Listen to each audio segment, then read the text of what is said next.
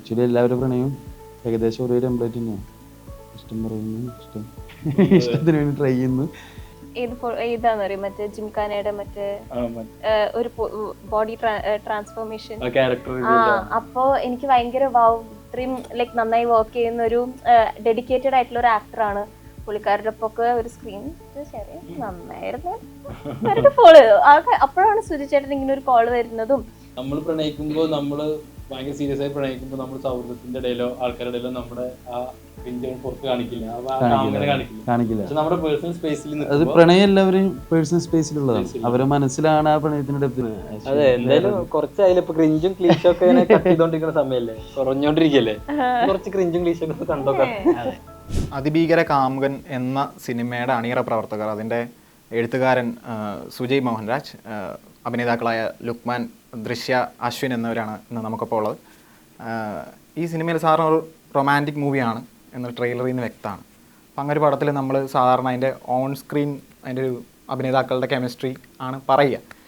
നമുക്ക് അതിൻ്റെ ഓഫ് സ്ക്രീനിലുള്ള 2 സംവിധായകരാണ് ഈ സിനിമയ്ക്കുള്ളത്, നിതിനും ഗൗതവും. അവർ തമ്മിലുള്ള കെമിസ്ട്രി എങ്ങനെയായിരുന്നു എന്ന് പറഞ്ഞിട്ട് തുടങ്ങാൻ തോന്നും. അവർ തമ്മിലെന്ന് പറഞ്ഞാൽ ഒരുത്തൻ മൈക്കെടുത്ത് ഒത്തൻ്റെ തലക്കടിക്കും. അത്ര ടെററാണ്. അല്ല, അങ്ങനൊന്നുമില്ല, ഒന്നുമില്ല. അതൊക്കെ പ്രതീക്ഷിച്ചു ഞങ്ങൾ. നമ്മൾ ആദ്യം പ്രതീക്ഷിക്കുക ശരിക്കും അങ്ങനല്ലേ. ഒരു 2 ഡയറക്ടേഴ്സ് വരുന്നു, എപ്പോഴും ഒരു ഡിസിഷൻ, ഫൈനൽ ഡിസിഷൻ എപ്പോഴും മോണിറ്റർ പുറകെ ഉണ്ടാവുന്ന ഡയറക്ടർ ആയിരുന്നാണല്ലോ. അപ്പൊ അതെങ്ങനെയായിരിക്കും എനിക്ക് സി.സിനെ നേരത്തെ അറിയാം. ഞാൻ സി സുജയ് ഞങ്ങള് ഒരുമിച്ചുണ്ടായിരുന്നു. അവന് പിന്നെ പുതിയൊരു ആള് വന്നാണ് ഇവരെ ഒപ്പം വന്ന ഇവരെ ഫ്രണ്ട് തന്നെയാണ് ഗൗതം. ഭയങ്കര പാഷനേറ്റ് ആയിട്ടുള്ള ആ സിനിമക്ക് വേണ്ടി കുറെ ആഗ്രഹിച്ച് അങ്ങനെ തന്നെ ഉള്ള ഒരാൾ തന്നെ. അപ്പോൾ പുള്ളിയും വന്നപ്പോൾ ഞങ്ങൾക്ക് 2 ഡയറക്ടർ ഉണ്ടെങ്കിലും അവരുടെ ഇന്റേണൽ ഇത് മാത്രമേ ഉള്ളൂ, ആ ഡിസ്കഷനൊക്കെ ഉള്ളൂ. നമ്മൾ പുറത്ത് നോക്കുമ്പോൾ നമുക്ക് ഒറ്റ ആൻസർ ആയിരിക്കും. കാരണം ഞാൻ ചോദിക്കാൻ കാരണം അതാ, കാരണം ഒരാളുണ്ടെങ്കിൽ തന്നെ നമുക്കൊരു ഡയറക്ടറിൻ്റെ അടുത്ത് നിന്ന് വരുന്ന ഫീഡ്ബാക്കുള്ള സാധനങ്ങളൊക്കെ എടുക്കുന്നതിന് ഒരിതുണ്ടാവും. അത് 2 പേര് ഉണ്ടാകുമ്പോൾ അതിലെങ്ങനെയാണെന്നുള്ള രീതിയിലാണ് ഞാൻ ചോദിച്ചത്. ഉറപ്പായിട്ടും ഈ ഒരു ഡൗട്ട് എനിക്കും നമുക്ക് ചെയ്യുമ്പോൾ നമുക്കും ഉണ്ടായിരുന്നു. അത് ഞാൻ ആദ്യമൊക്കെ ഞങ്ങൾ ഡിസ്കസ് ചെയ്തത് പറഞ്ഞത് ഇങ്ങനെ ആയിരിക്കുന്നു. പക്ഷെ ആ വന്ന ആളുടെ ക്വാളിറ്റി അങ്ങനെ ഉള്ളതുകൊണ്ട് 2 പേരോട് ഒരുമിച്ച് പോകാൻ പറ്റിയോണ്ട് അവർക്ക് അത് നല്ലൊരു കെമിസ്ട്രിയിൽ പോകും.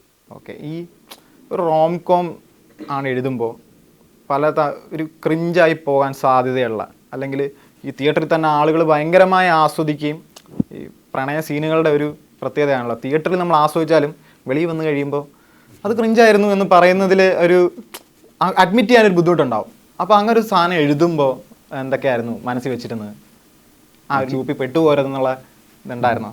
ആക്ച്വലി ബ്രോ പറഞ്ഞ പോലെ തന്നെ ഇത് പ്രണയം എല്ലാവരും പ്രണയിക്കുന്നതാണ്. ആക്ച്വലി എല്ലാവരും പ്രണയവും ഏകദേശം ഒരേ ടെംപ്ലേറ്റ് തന്നെയാണ്.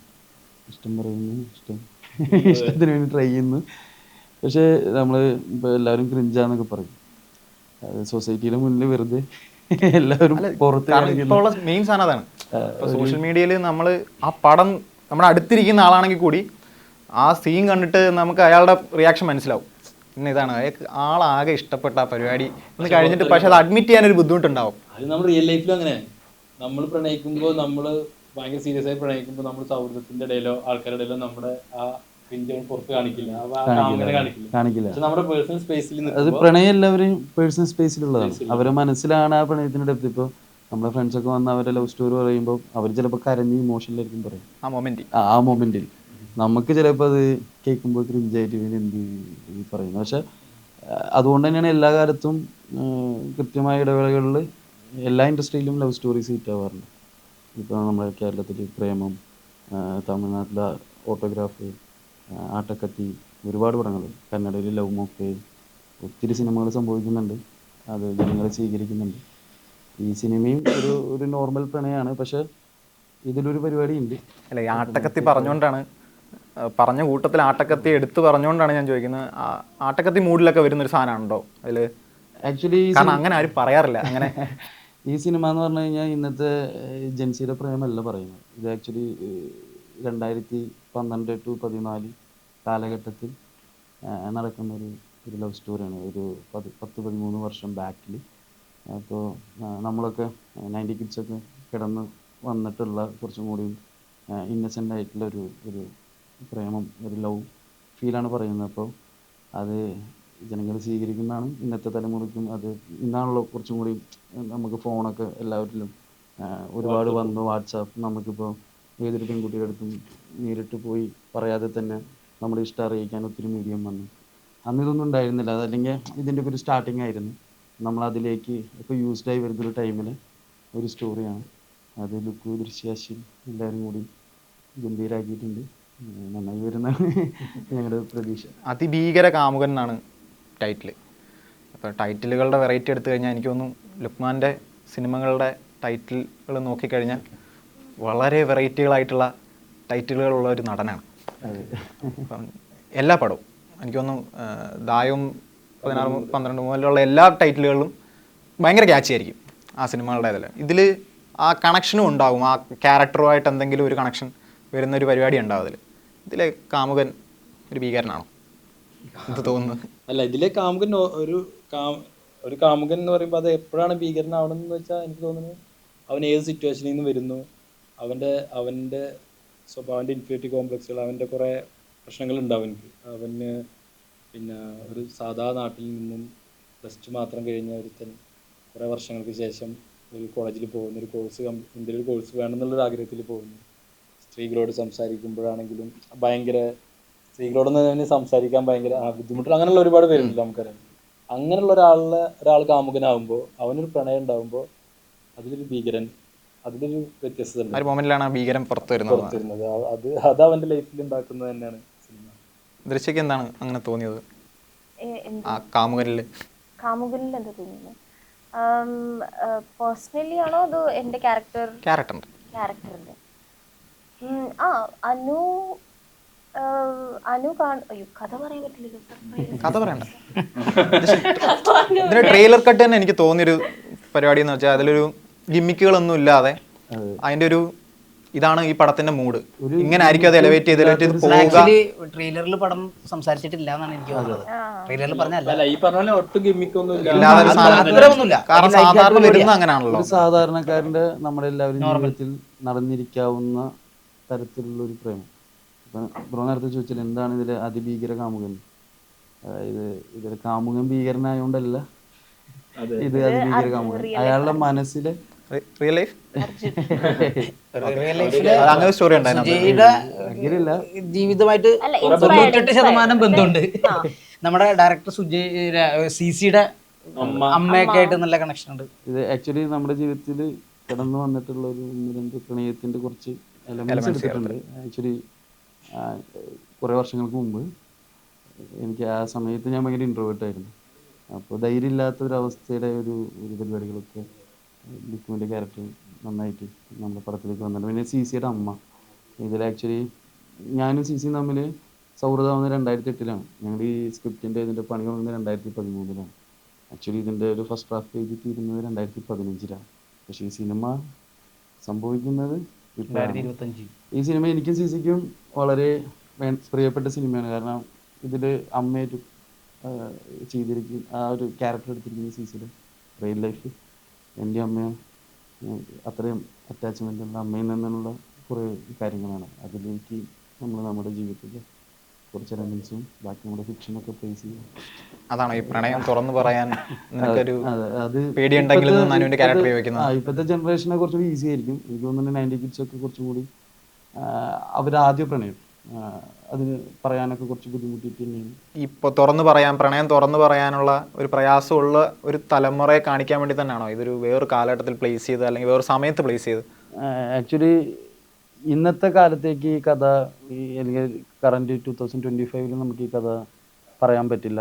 ഇന്നത്തെ പ്രേമം മാറി, പ്രേമം എക്സ്പ്രസ് ചെയ്യുന്ന രീതി മാറി, പലതും മാറിയിട്ടുണ്ട്. ഒരു പ്രണയിക്കുന്നവർ തമ്മിൽ ഇമോഷൻസിൻ്റെ ലെവൽ തന്നെ മാറിയിട്ടുണ്ട്.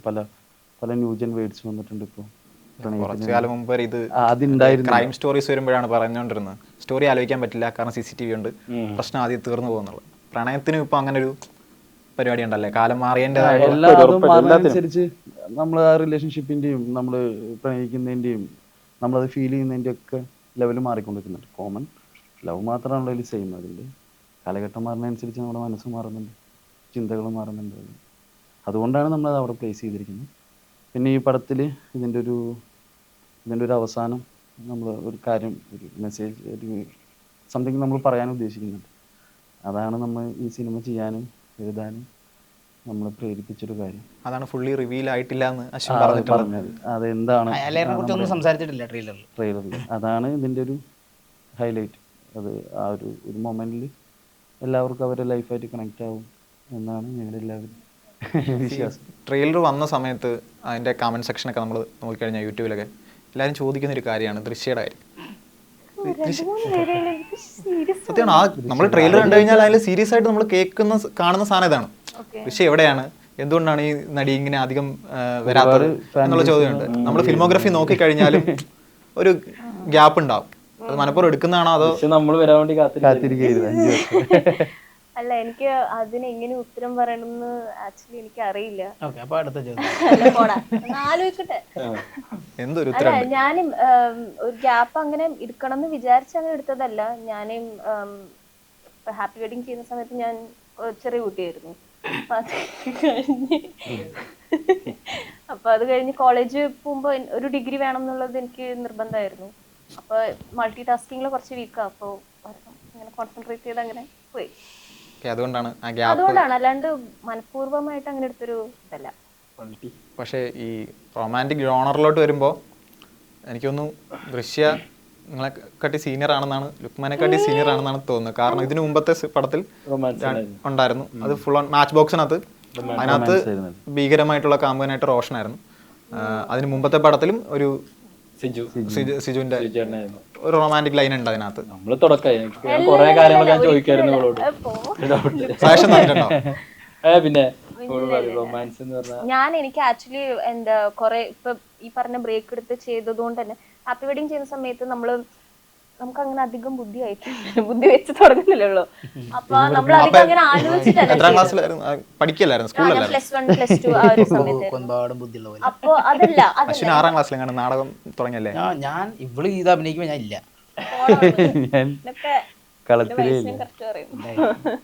അല്ല, അപ്പൊ ആ സമയത്ത് നമ്മൾ ഒട്ടും കോൺഷ്യസ് അല്ല, ചെയ്യുന്നത് എന്തായാലും അവർ പറയുന്നത് ചെയ്യുന്നു, അത്രേ ഉള്ളൂ. പക്ഷെ പിന്നെ നമുക്ക് ഒരു മെച്ചോറിറ്റി ആകുമ്പോൾ അതിപ്പോ റിലേറ്റ് ചെയ്യാൻ പറ്റുമായിരിക്കും എല്ലാവർക്കും. നമ്മൾ കോൺഷ്യസ് ആവാൻ തുടങ്ങും. നമ്മൾ പറയുന്നത് ഇങ്ങനെ പറയണോ അങ്ങനെ പറയണോ. അപ്പോൾ അത്ര ഈസി ആയിരുന്നില്ല. കുറച്ച് ബ്രേക്ക് എടുത്ത് ചെയ്യുന്നത് കൊണ്ട് എനിക്ക് സ്റ്റാർട്ടിങ് ട്രബിൾ ഉണ്ടായിരുന്നു. പിന്നെ ഞാൻ I am someone who believes നമ്മൾ എക്സ്പീരിയൻസിലൂടെയാണ് നമ്മുടെ ക്രാഫ്റ്റ് ബെറ്ററായി വരുന്നത്. ഐ വുഡൻ കോൾ മൈസെൽഫ് ഞാൻ ഒരു കംപ്ലീറ്റ് ആക്ടറായി എന്നൊന്നും I don't feel that way. ഓരോ എക്സ്പീരിയൻസ് ചെയ്ത് I want to become my best. അതിഭീകര കാമുകന്റെ സ്ക്രിപ്റ്റ് വരുമ്പോൾ ഈ പറഞ്ഞ പോലെ കുറച്ചു കാലം ഇങ്ങനെ വെയിറ്റ് ചെയ്തിട്ടാണ് സ്ക്രിപ്റ്റ് വരുന്നത്. അപ്പൊ ഈ എക്സ്പീരിയൻസും ഉണ്ടല്ലോ.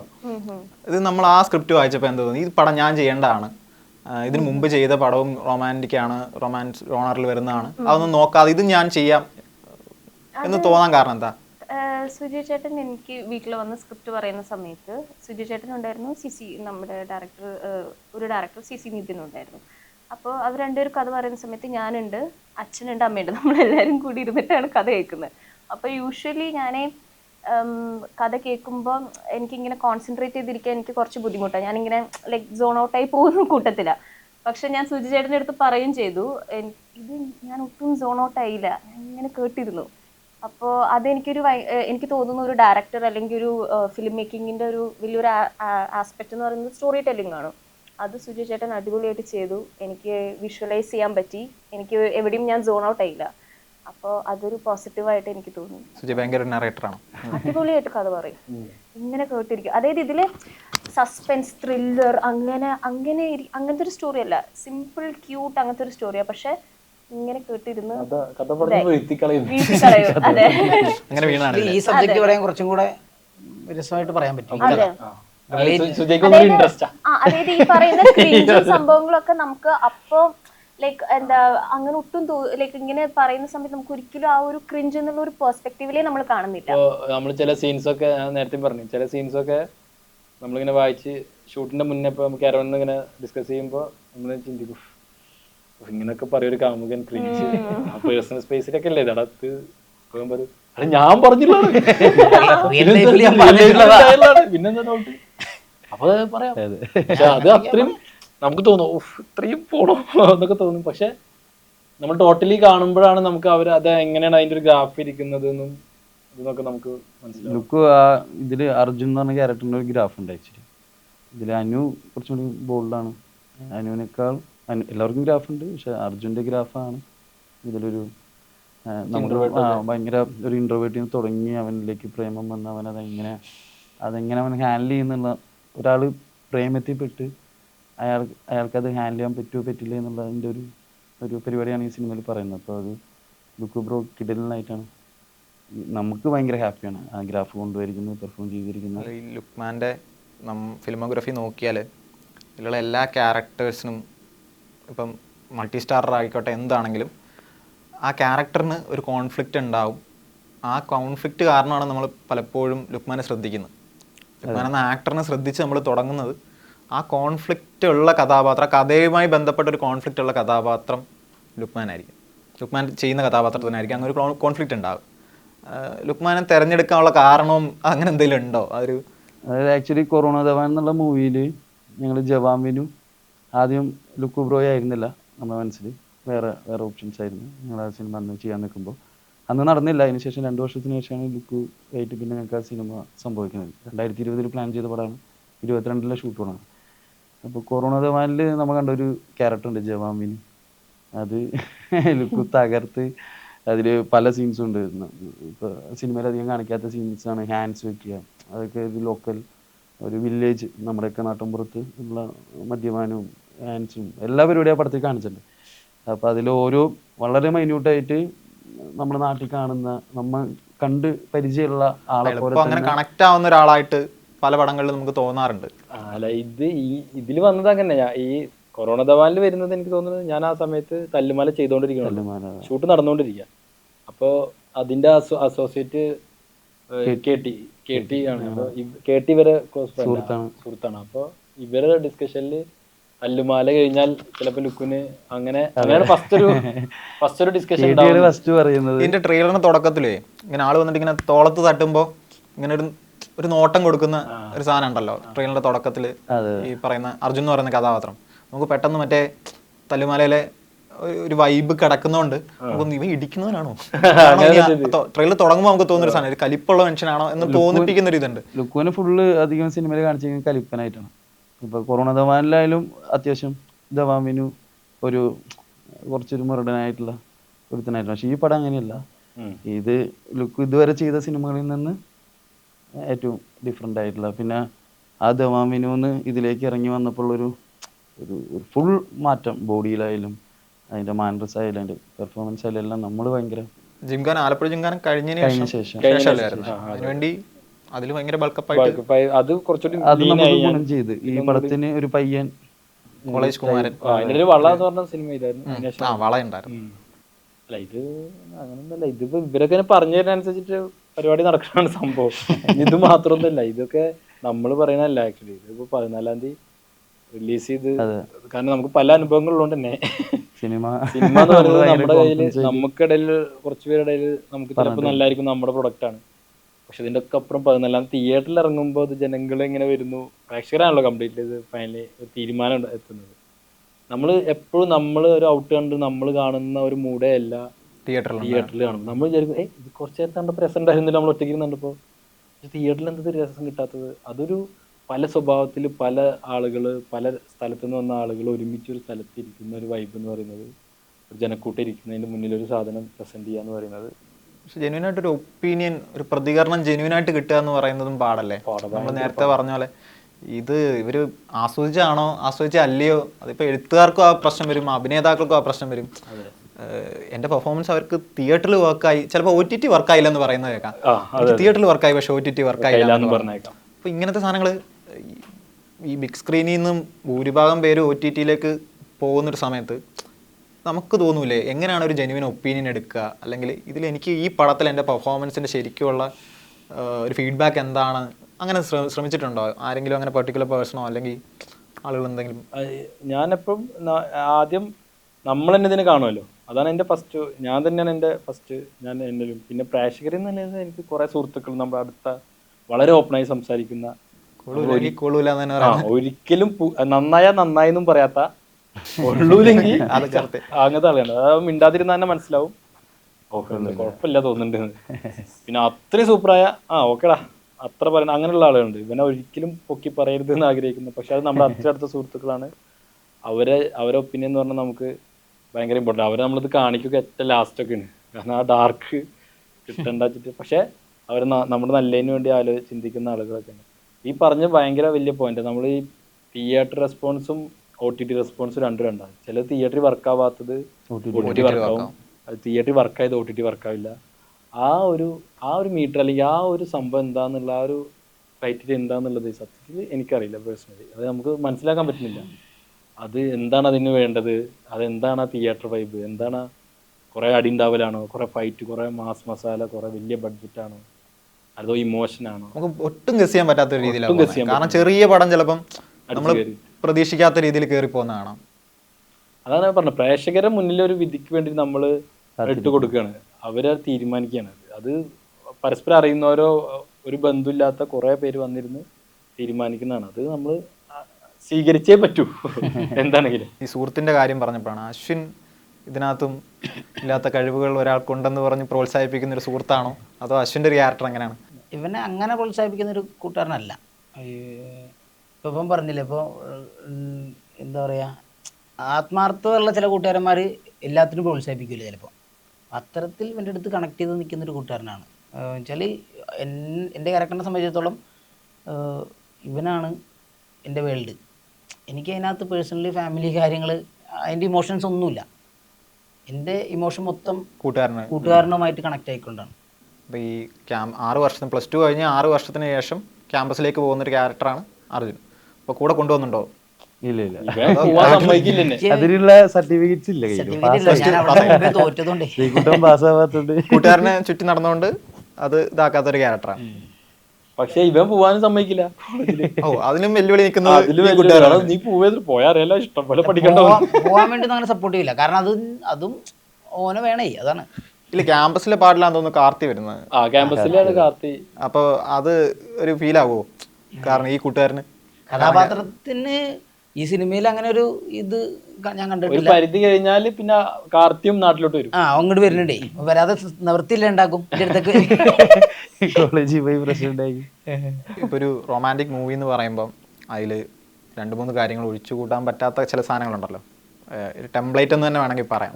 ഒന്ന് ഒരു ലവ് സോങ്, പിന്നെ ഈ പറയുന്ന ഒരു പ്രപ്പോസൽ സീൻ പ്രതീക്ഷിക്കുന്നതാണ് ആളുകൾ. അത് എൻഡിലോ തുടക്കത്തിലോ എപ്പോഴെങ്കിലും അതിനെ ചുറ്റിപ്പറ്റിയായിരിക്കും ചിലപ്പം കഥ തന്നെ പോവുക. ഇത് രണ്ടും ഈ സിനിമയിൽ ഉണ്ടെന്ന് തന്നെയാണ് പ്രതീക്ഷിക്കുന്നത്. അതിൽ ഒരു പാട്ട്, ഇപ്പോൾ പ്രേമവതി എന്ന് പറയുന്ന പാട്ട് ഭയങ്കര ഹിറ്റായിക്കൊണ്ടിരിക്കുകയാണ്. അപ്പം എന്തെങ്കിലും ആ പാട്ടിനെ പറ്റി, അതിന്റെ ഷൂട്ടിനെ പറ്റി എങ്ങനെയാണ്? ആ പാട്ടിന്റെ ലിറിക്സ് കാർത്തിയാണ്. അതാണ് അതിന്റെ ഏറ്റവും, ഞങ്ങളെ സംബന്ധിച്ച് ഏറ്റവും ഒരു പാട്ടും കൂടി കാർത്തി. സാധാരണ ഒരു ഇപ്പൊ വരുന്ന സിദ് ശ്രീറാമിന് വേണ്ടി എഴുതിയത് പോലെ തന്നെ തോന്നുന്ന വരികളാണ് അല്ലെന്ന് എനിക്ക് തോന്നിയിട്ടുണ്ട്. കാരണം പുള്ളിക്ക് വഴങ്ങുന്ന രീതിയിൽ നമ്മൾ കുറെ പേരെ കൊണ്ട് എഴുതിച്ചിരുന്നു. ഒരു 3-4 ലിറിക്സ് റൈറ്റേഴ്സിനൊക്കെ ട്രൈ ചെയ്തിട്ട് നമുക്ക് വേണ്ട ഒരു ജെൻസി പരിപാടി. നമ്മൾ കഥ 2012-4 കാലഘട്ടത്തിൽ പറഞ്ഞാലും പാട്ട് കുറച്ചും കൂടി അതിന്റെ ലിറിക്സ് വേറൊരു മൂഡ് വേണമെന്ന് പറഞ്ഞ് എല്ലാ പോർഷനും റീലിടാൻ പറ്റുന്ന രീതിയിൽ തന്നെയാണ്. സാധാരണ ചില പാട്ടുകളിൽ ഒരു ഭാഗം മാത്രമാണ് ആളുകൾ ചിലപ്പോൾ ഇത് ഏത് പാട്ടാണെന്ന് പോലും ചിലപ്പം മനസ്സിലാവില്ല ആളുകൾക്ക്. ഇത് ഈ പാട്ടിന്റെ ഭാഗമായിരുന്നോ എന്ന് പോലും തോന്നണമെന്നില്ല. പക്ഷെ ഈ പാട്ടിൽ എനിക്ക് തോന്നുന്നു എല്ലാ വരികൾക്കും അങ്ങനെ ഒരു ക്വാളിറ്റി ഉണ്ട് എന്ന് തോന്നിയായിരുന്നു. ഈ അഭിനയിക്കാൻ തുടങ്ങുന്നതിനൊക്കെ മുമ്പ് എല്ലാവരും ഒന്ന് ചെയ്ത് നോക്കുകയൊക്കെ ചെയ്തിട്ടുണ്ടായിരിക്കും. ഈ ലവ് സോങ്ങിനൊന്ന് ചുണ്ടനക്കുക എന്നുള്ള പരിപാടിയൊക്കെ ചെയ്തിട്ടുണ്ടാവും. ഒറിജിനലി അങ്ങനെ ഒരു സോങ്, എനിക്ക് വേണ്ടി ഒരു ലവ് സോങ് എന്ന് വന്നു കഴിഞ്ഞപ്പോൾ ഋഷിക്ക് നേരത്തെ എക്സ്പീരിയൻസ് ഉണ്ട്.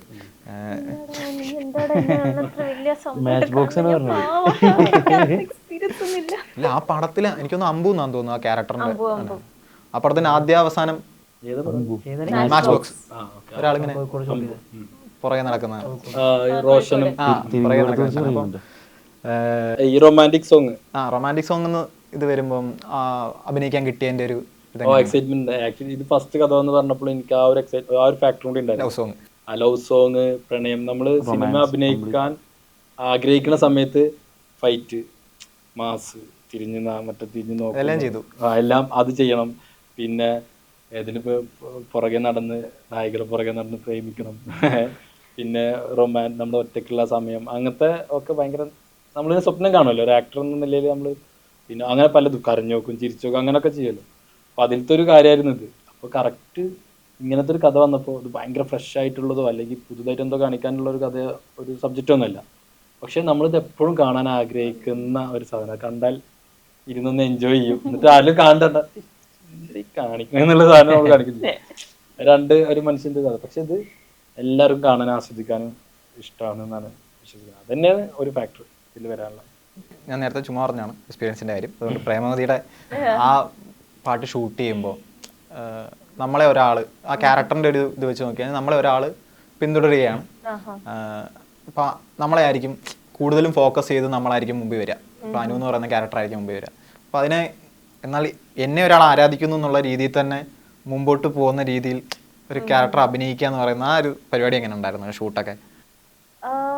നല്ല എക്സ്പീരിയൻസ് ആയിരുന്നു. ഇപ്പോൾ ലുക്കുവിൻ്റെ ഒപ്പം എനിക്ക് ആക്ച്വലി ലുക്കുവിനെ ഞാൻ ഈ പടത്തിൽ സുജയ് ചേട്ടൻ ഇങ്ങനെ പറയുന്ന സമയത്ത് ലുക്കു ആണെന്ന് അറിയണേൻ്റെ ഒരു 2-3 ദിവസം മുന്നേ ആയിരുന്നു ഞാൻ ലുക്കുവിൻ്റെ ഒരു പോസ്റ്റ് കണ്ടിട്ട് ഞാൻ ഫോളോ ചെയ്തിട്ടുണ്ടായിരുന്നു. ഏതാന്ന് അറിയാം, മറ്റേ ജിംഖാനയുടെ മറ്റേ ഒരു ബോഡി ട്രാൻസ്ഫോർമേഷൻ. അപ്പോ എനിക്ക് ഭയങ്കര ഇത്രയും ലൈക്ക് നന്നായി വർക്ക് ചെയ്യുന്ന ഒരു ഡെഡിക്കേറ്റഡ് ആയിട്ടുള്ള ഒരു ആക്ടറാണ്. പുള്ളിക്കാരുടെ ഒപ്പൊക്കെ ഒരു സ്ക്രീൻ ശരി നന്നായിരുന്നു ഫോളോ ചെയ്തു. അപ്പോഴാണ് സുജി ചേട്ടൻ ഇങ്ങനെ ഒരു കോള് വരുന്നതും ലുക്കു ആണ് ചെയ്യുന്നതും എന്നൊക്കെ അറിഞ്ഞപ്പോൾ ഐ വാസ് വെരി ഹാപ്പി.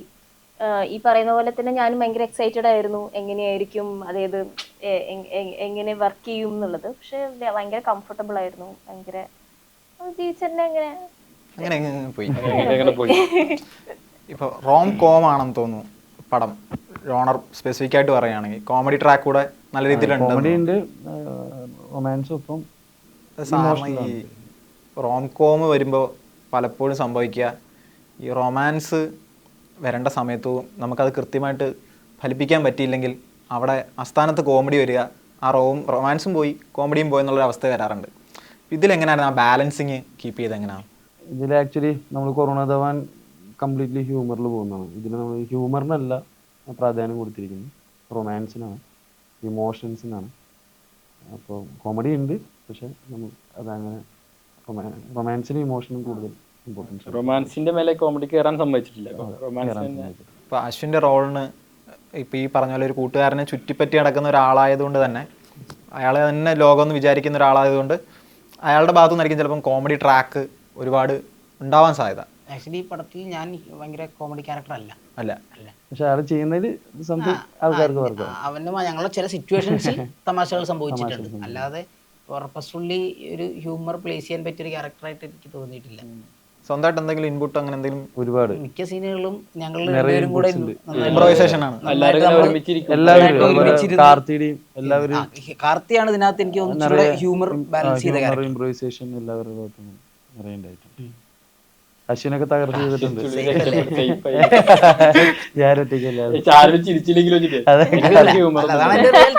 എനിക്ക് തോന്നിയിട്ടില്ല. ഞാൻ എന്റെ പരിപാടികൾ അധികം പരിപാടി ആക്ച്വലി ഇതിൽ ശ്രീകുട്ടൻ എന്ന് പറഞ്ഞാൽ എനിക്ക് വേറൊരു കാര്യം, എനിക്കൊരു അടുത്ത വെർഷനാണ് എനിക്ക് ഈ സിനിമ. എൻ്റെ ഒരു വേറൊരു പെർഫോമൻസ് സ്പേസ് ഉള്ള സിനിമയാണ്.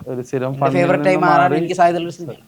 അപ്പൊ അശ്വിനെ നമുക്ക് വേറൊരു രീതിയിൽ വേറൊരു ലൈറ്റിലും കാണാൻ പറ്റും എന്നുള്ള ഉറപ്പായിട്ടും. എല്ലാ നാട്ടിലും ഉണ്ട് ശ്രീകുട്ടൻ, എല്ലാവർക്കും ഉണ്ടാവും അതുപോലത്തെ ഒരു. എന്റെ നാട്ടിൽ എനിക്കുണ്ട്, അത് എനിക്കുണ്ട് ഒരു സ്വന്തം. അതെല്ലാവർക്കും നമ്മുടെ എന്തിനും ശ്രീകുട്ടൻ എല്ലാവർക്കും ടച്ച് ചെയ്യും. ഈ പടം എല്ലാവർക്കും ഫീൽ ചെയ്യും എന്നുള്ളത് ഒരു സ്ഥിരം ഫണ്ടിന് വേണ്ടി കൂടുതൽ അടുത്ത് നിർത്താൻ പറ്റില്ല.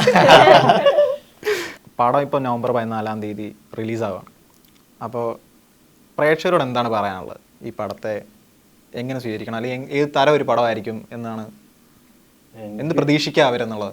എനിക്കത് ഭയങ്കര ബുദ്ധിമുട്ട് എന്താ വെച്ചാൽ പ്രേക്ഷകരോട് പറയാൻ. ഒരുപാട് പ്രാവശ്യം ഒരുപാട് തവണ പറഞ്ഞിട്ടുണ്ട്. അത് ചിലത് പറഞ്ഞത് അതുപോലെ നന്നായി വന്നിട്ടുണ്ട്, ചിലത് നമ്മൾ പ്രതീക്ഷിച്ചിട്ടും പ്രതീക്ഷ പോലെ വരാത്ത സിനിമകളുണ്ട്. അത് സിനിമയിൽ സ്വാഭാവികമാണ്. അത് നമ്മൾ എന്തായാലും 100% നന്നാവണമെന്ന് കരുതിയിട്ട് തന്നെ ചെയ്യാറ്. പക്ഷേ ഈ സിനിമ എനിക്ക് പേഴ്സണലി തോന്നുന്നത്, ഞാൻ അങ്ങനെ കൂടുതലായിട്ട് എക്സ്പ്ലോർ ചെയ്യാത്തൊരു ഏരിയ അങ്ങനെ ചെയ്യാൻ ശ്രമിച്ചിട്ടുണ്ട്. അത് എങ്ങനെ വന്നിട്ടുണ്ട് എന്നുള്ളത് എനിക്കിപ്പോൾ ആലോചിക്കുമ്പോൾ എനിക്ക് തന്നെ ചെറിയ ടെൻഷൻ ഉണ്ട്. അത് എങ്ങനെ വന്നിട്ടുണ്ട്, അത് പ്രേക്ഷകരെങ്ങനെ സ്വീകരിക്കും എന്നുള്ളതിനെ കുറിച്ചൊക്കെ. പക്ഷേ സെയിം ടൈം നേരത്തെ പറഞ്ഞ പോലെ തന്നെ ഞങ്ങൾ കോൺഫിഡൻ്റ് ആണ്. നമ്മൾ അത് നല്ല രീതിയിൽ തന്നെ വർക്ക് ചെയ്തെടുത്തിട്ടുണ്ട് എന്നാണ് വിശ്വസിക്കുന്നത്. നിങ്ങൾക്കിത് ഫാമിലിയായി വന്ന് ഇത് ഭയങ്കരമായിട്ട് എൻജോയ് ചെയ്യുന്ന ഒരു റൊമാൻറ്റിക് മൂവി ആയിട്ട് കാണാൻ പറ്റും നല്ലൊരു എന്റർടൈനർ ആയിരിക്കും എന്ന് വിശ്വസിക്കുന്നു. അപ്പം എല്ലാവരും എപ്പോഴും പറഞ്ഞ പോലെ തന്നെ November 14 തിയേറ്ററിൽ വരിക, അതിനുശേഷം വരാം, മറ്റേ സിനിമ കാണുക, സപ്പോർട്ട് ചെയ്യുക. നായിക്ക് നിങ്ങൾക്ക് ഇത് ഓപ്പൺ മൈൻഡഡ് ആയിട്ട് കാണുക, ജഡ്ജ്മെന്റൽ ആയിട്ടിരുന്ന് കാണരുത്. ഈ പറഞ്ഞ പോലെ ക്രിഞ്ച് എന്ന് മനസ്സിൽ വെച്ചുകൊണ്ട് കാണരുത്. ഓപ്പൺ മൈൻഡഡ് ആയിട്ട് കാണുക. എല്ലാവർക്കും എൻജോയ് ചെയ്യാൻ പറ്റുന്ന ഒരു സിനിമയായിരിക്കും. ഫാമിലി, ഈ പറഞ്ഞ പോലെ ഫ്രണ്ട്ഷിപ്പ്, പിന്നെ ഈ പറയുന്ന പോലെ അമ്മ മോൻ ബന്ധം, എല്ലാതും ഇതിൽ കാണിക്കുന്നുണ്ട്. അപ്പോൾ എല്ലാവർക്കും എൻജോയ് ചെയ്യാൻ പറ്റുന്ന ഒരു സിനിമയായിരിക്കും വിചാരിക്കുന്നു. November 14 എല്ലാവരും തിയേറ്ററിൽ പോയി കാണണം. എല്ലാവരും കാണാം. റൈറ്റർ എന്തെങ്കിലും പറയാനാണല്ലോ. ഇത് ലുക്കും ദൃശ്യമൊക്കെ പറഞ്ഞ പോലെ തന്നെ ഇതൊരു നല്ലൊരു എൻ്റർടൈനർ ആയിരിക്കും. എല്ലാവർക്കും അവരുടെ ലൈഫായിട്ട് കണക്റ്റഡ് ആയിരിക്കും. ഈ പറഞ്ഞ പോലെ അമ്മ, സുഹൃത്ത്, പ്രേമം, ഇതൊക്കെ എല്ലാവരുടെ ലൈഫിലും സംഭവിച്ചുകൊണ്ടിരിക്കുന്നതാണ്. അപ്പോൾ എല്ലാവരും തിയേറ്ററിൽ തന്നെ വന്ന് കാണാൻ കുടുംബ പ്രേക്ഷകർക്കായാലും ചെറുപ്പക്കാർക്കായാലും എല്ലാവർക്കും മറക്കാവുന്നതാണ് ഞങ്ങളുടെ പ്രതീക്ഷ. November 14 ബാക്കി അറിയാം. എല്ലാവരും കാണാം. Thank you. അശ്വിൻ എന്തായാലും പുതിയൊരു അശ്വിനായിരിക്കും ഇതിനകത്തുള്ളത്. അശ്വിൻ ആദ്യം അങ്ങനെ തന്നെ ചെയ്തിരിക്കുന്നത്. അതെ, എന്തായാലും കുറച്ചായാലും ഇപ്പൊ ക്രിഞ്ചും ക്ലീഷും ഒക്കെ ഇങ്ങനെ കട്ട് ചെയ്തോണ്ടിരിക്കുന്ന സമയമല്ലേ, കുറഞ്ഞോണ്ടിരിക്കല്ലേ, കുറച്ച് ക്രിഞ്ചും ക്ലീഷും ഒക്കെ കണ്ടോക്കാം.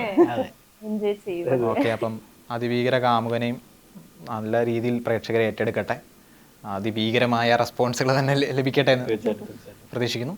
Okay, thanks.